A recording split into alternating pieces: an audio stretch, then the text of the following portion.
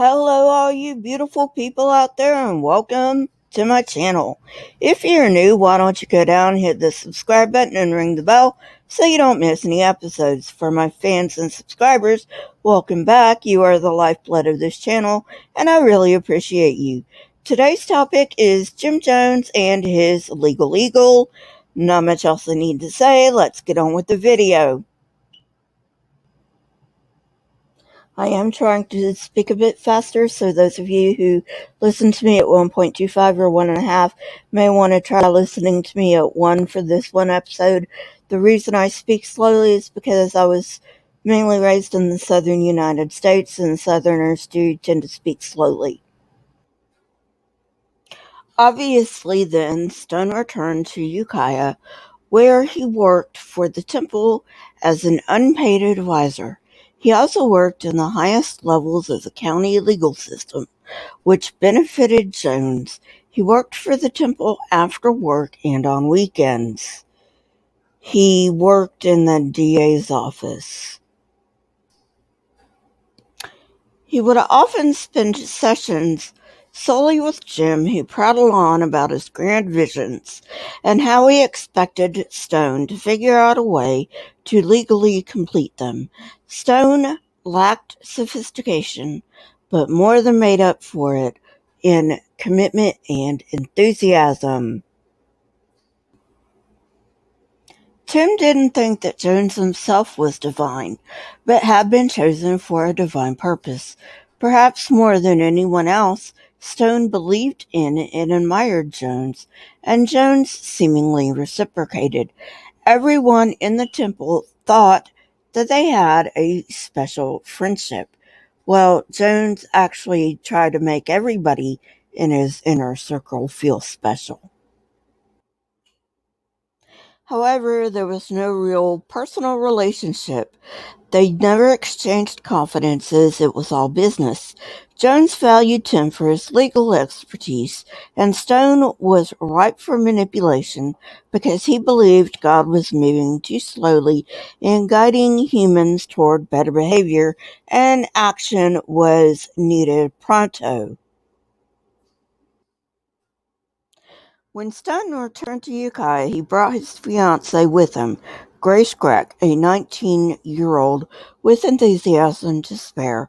Although raised Catholic, she agreed to ride up to Ukiah for a temple service. Initially, Jones did not impress her, but she agreed to move to Ukiah with Tim and join the temple, mainly because she thought it was just going to be temporary. On June 27th, Jim officiated Tim and Grace's wedding, but soon after, Grace said that she no longer wanted to attend People's Temple. Even though Grace did not like Jim, Marceline persuaded her to stay. After that, they were almost consumed by temple work. This, by the way, is a common cult tactic. Keep members engrossed in work so they can't question. Tim offered valuable legal services to the temple, but Jones insisted that Grace had something to offer as well. Everyone liked Grace well enough, that is, the regular temple members, but all, including Grace herself, were surprised when Jones appointed her to the temple council. Temple counselors were a select group appointed by Jones to help other temple members with their problems. This is yet another cult tactic. Don't go outside the group for help. Of course, Grace felt overwhelmed in her new role, but she did excel due to her genuine goodness. Stoen joined People's Temple in March 1970. At that time, it had a modest membership and was a simple backcountry church. Jones had lofty goals but did not have the money or the legal expertise to reach these goals. Enter Tim Stoen, who was Jones's right-hand man. He changed everything. After moving to Mendocino County from Indianapolis, the church's main income came from the tithing of members, sometimes supplemented by the offerings of visitors or prospective members. 10%, A true tithe was expected, but 15 or even 20% was encouraged. At some point, 25% became the norm. The people were unfazed because many churches required tithing. The problem came because many members held low salaried positions. Even growing membership didn't help much because many new members had low income also. Jones wanted to model the temple after Father Divine's peace movement, but startup costs for such programs were immense. Member tithing didn't provide sufficient funds, so Jones had to look elsewhere. Jones had started the church with a socialist vision, which meant that members were expected not to obsess with personal possessions. To that end, Tim drew up a document to circulate among members to sign, effectively stating that all donations were gifts and that they would never ask for them back. From this time forward, Jones expected members to keep personal possessions minimal and donate the excess.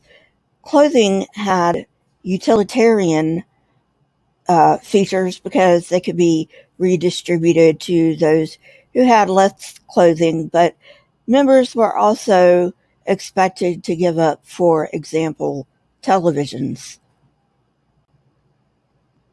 Jones never strong-armed anyone, though. Members did this freely and willingly as an expression of their commitment to the cause.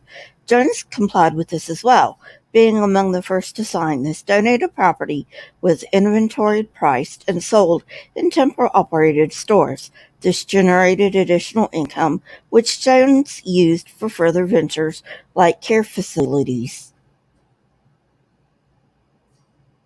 Generally, Jones leased these facilities to temple members who paid annual rent. In addition, members would staff these facilities, donating a large portion of their salary to the church.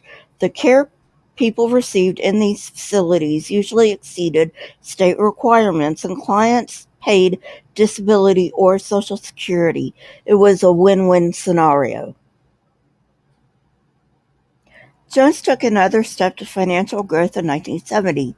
Since the MLK Jr. Memorial in San Francisco, he had offered to give sermons at Macedonia Christian Church because they too wanted integration.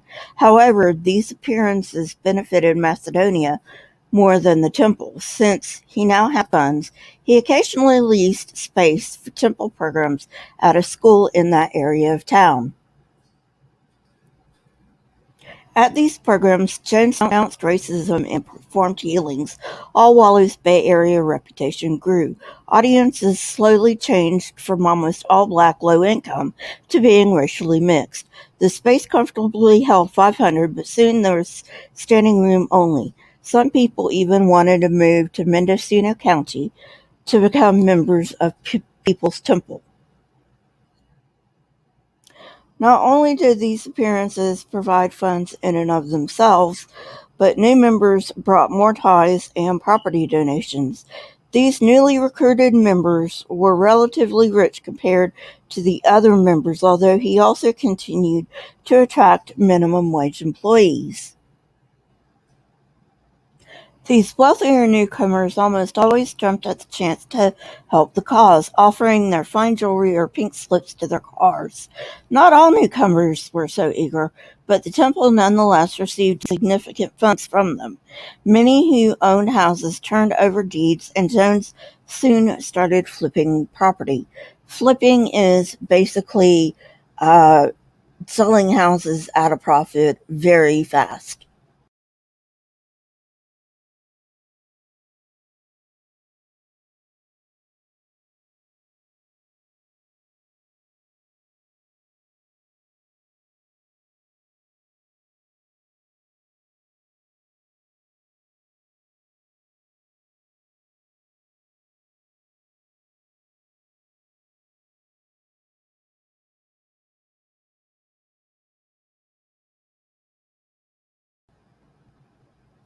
Soon, temple businesses included a ranch for troubled kids, and when California shut down state-run mental hospitals, People's Temple stepped in. Marceline had the medical background, and Stoen had the legal expertise. Each new business offered employment for the growing membership. My feelings on state-run mental facilities are mixed. While they did provide much-needed mental health care for those who were too poor to afford it otherwise, it was ripe for abuse. There were people starving the patients and abusing the patients and doing all kinds of stuff. If this content, hit that like button, press the subscribe button, and ring that bell so you know when I come out with new videos. Also, please leave comments in the comment section. Not only do I love hearing from you, but it also triggers the YouTube algorithm. Please note, I generally do not delete comments. If your comment gets deleted, it was probably YouTube. If you like this content and what I do, please consider becoming a channel member. It will help me make new and better content, and it will help me be a better content maker. Also, if you would like to make a one-time donation, you can do so on my Patreon, or you can do so on my PayPal. All links are below. Keep learning and searching for truth. Here are a few videos from my library. If you have not watched them yet, go ahead and watch them and tell me what you think. Until next time, friends, stay safe and goodbye.